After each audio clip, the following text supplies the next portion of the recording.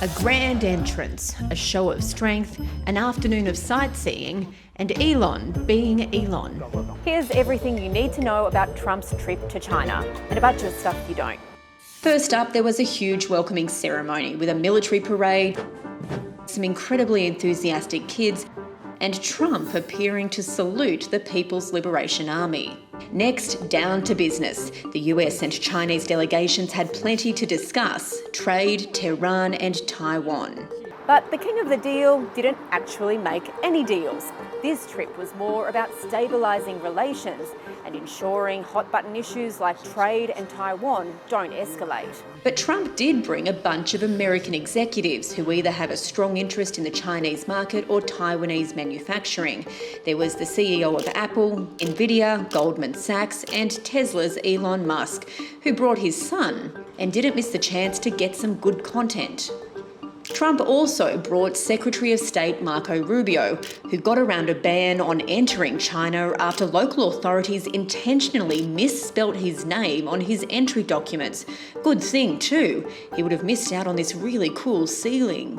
Trump also brought Secretary of War Pete Hegseth. That's probably because the US wants China to help it reopen the Strait of Hormuz, and China wants the US to stop sending weapons to Taiwan. China actually has the upper hand here. They've been close to Iran for decades and even hosted the foreign minister here in Beijing last week. But the US won't simply abandon Taiwan. They're required by law to give them defensive weapons. Later, there was a big banquet. They served Beijing duck, beef ribs and tiramisu. And the People's Liberation Army reportedly performed one of Trump's favourite songs.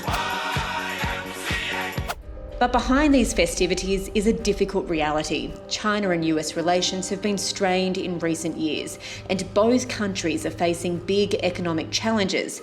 And as the leaders said in a toast, it's in China and America's best interests to avoid a conflict. This bond of commerce and respect that stretches back 250 years is the foundation for a future that benefits both of our nations.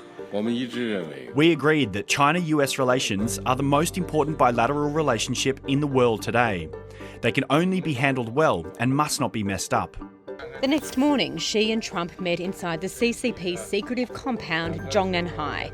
It's an incredibly secure place, equivalent to the White House, but even more restricted, and a more intimate space for the two leaders to build their relationship, and for Trump to admire the flowers. And it looks likely the leaders will do this all again later this year. Trump has invited Xi to the White House in September.